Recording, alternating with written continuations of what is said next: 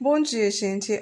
Nossa aula hoje é de literatura e nós vamos falar de uma obra de Oswald de Andrade, que é Serafim Ponte Grande, um romance intervenção. Ele está na página 195 a 197. Então vamos lá um pouco do resumo desse livro, Serafim Ponto Grande. Nesta obra, publicada em 1933, a narrativa mistura textos teatrais e poemas pau-brasil a diários íntimos, cartas abaixo-assinados, um dicionário de bolso que não ultrapassa a letra L, diários de viagem, artigos jornalísticos, roteiros de cinema, etc. O sentido do romance não se limita ao enredo, mas se constrói na forma composicional de vanguarda, paródias feitas aos textos convencionais, humor, crítica violenta à sociedade cafeeira, aristocracia cafeeira, das grandes capitais, estilo fragmentado e inventivo, alusões a personagens literárias, justaposição de lugares imaginários e reais. Composto por 203 fragmentos, apresenta um narrador, ora em primeira pessoa, ora em terceira, personagens desaparecem e reaparecem. Há, porém, uma estrutura narrativa que permite identificá-lo como livro de memórias.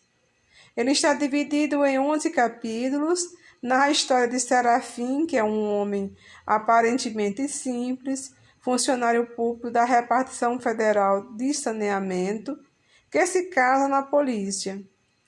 Um dia, ele resolve mudar de vida, rouba o dinheiro de uma revolução e viaja para a Europa e para o Oriente. No prefácio da obra, escrito em primeira pessoa, Oswald de Andrade define o romance a si próprio. Em tom agressivo, o autor faz um balanço social em que mostra seu rompimento com a burguesia e condena seu passado. Esse texto tornou-se um importante documento do modernismo. O movimento modernista, culminado no sarampão antropofágico, parecia indicar um fenômeno avançado. São Paulo possuía um poderoso parque industrial. Quem sabe se a alta do café não ia colocar a literatura nova rica da semicolônia ao lado dos custosos surrealismos imperialistas. Eis, porém, que o Parque Industrial de São Paulo era um parque de transformação, com matéria-prima importada, às vezes originária do próprio solo nosso, Macunaíma. A valorização do café foi uma operação imperialista. A poesia pau-brasil também. Isso tinha que ruir com as cornetas da crise, como ruiu quase toda a literatura brasileira de vanguarda, provinciana e suspeita, quando não extremamente esgotada e reacionária. Ficou na minha este livro, um documento, um gráfico, o brasileiro à toa, na maré alta da última etapa do capitalismo. Fachono, o oportunista e revoltoso. Então, Oswald de Andrade, Serafim Ponto Grande. Então, vamos ver agora algumas partes do livro. Aí tem assim, quinta-feira, partida de bilhar com o manso da repartição. Joguei mal. Pequena emoção guerreira. Lalá quer passar o inverno em Santos. Já fiz os cálculos e vi que o ordenado não dá, mesmo que com os biscates. No entanto, deve ser muito bom mudar de casa e de áreas, de objetivo de uso familiar e de paisagem cotidiana. Seria excelente para mim, homem de sensibilidade que sou. E quem sabe se também mudar de paisagem matrimonial, xenopós-mos, como se canta no introito da missa. Terça-feira.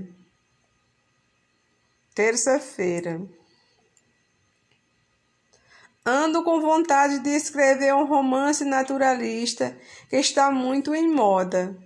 Começaria assim: por todo largo meio disco de praia de Jurujuba havia uma vida sensual com ares gregos e pagãos. O mar parecia um sátiro contente após o coito. Nota: não sei ainda se escreverei a palavra coito com todas as letras.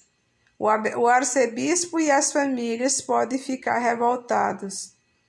Talvez ponha só sílaba coi, seguida de 3 pontinhos discretos, como Camões fazia com bunda. Quarta-feira.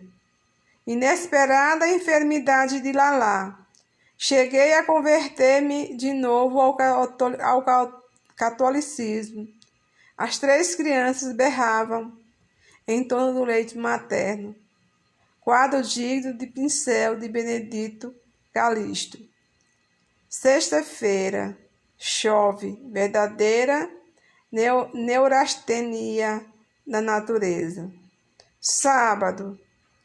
Eu preciso largar de besteira, me aperfeiçoar e seguir a lei de Deus.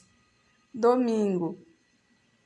Benedito Carlindoga, meu chefe na escarradeira, vulgo repartição federal de saneamento, partiu para a Europa, a bordo do vapor Magellan, vai se babar ante ao saracoteio desengonçado e lúbrico das personagens de Gui de Maupassant, Mário de Andrade. Bom, gente, então vocês viram alguns resumos aí, e agora nós temos uma atividade, ela é pequena, ela é apenas 3 questões, atividade de interpretação sobre Serafim, ponto grande, ela está na página 197, os números é 1 e 2. Número 1. O narrador recupera o gênero do cotidiano para compor o seu romance. A folhinha calendário. Quais são as marcas do gênero citado? Bom, você vai ver aí quais são as marcas do gênero, que no caso aí o gênero é um romance, e quais são as características de um romance. Você sabe que no romance ele deve ter tempo, deve ter espaço, deve ter personagens. Então dá para você identificar algumas marcas do gênero que é o romance. Ao colocar o adjetivo conjugal ao lado de folhinha, que transformação ocorre nesse gênero? Número 2. Nesse trecho, o narrador-personagem cita estilos literários e pictóricos para parodiá-los. Que estilos são estes parodiados? Que crítica fazem estas paródicas? Que instituições sociais o narrador satiriza? Então, você viu os estilos literários, a gente pode chamar de escolas literárias. Então, a gente deu uma olhadinha aí na discussão lá, eles falavam de que ia retomar alguns livros, falando de alguns livros do passado, porque neste momento o livro dele é um livro do modernismo da primeira fase.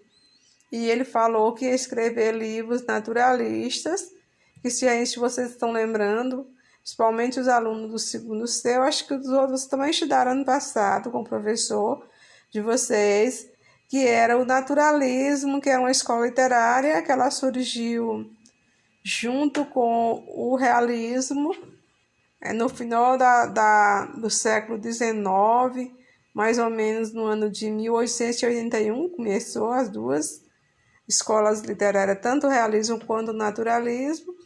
O naturalismo tinha algumas críticas que falavam da sensualidade, do sexo mesmo. Então, tinha algumas coisas muito assim que eles consideravam o homem como um animal que realiza seus desejos. Então, era dessa forma as obras naturalistas.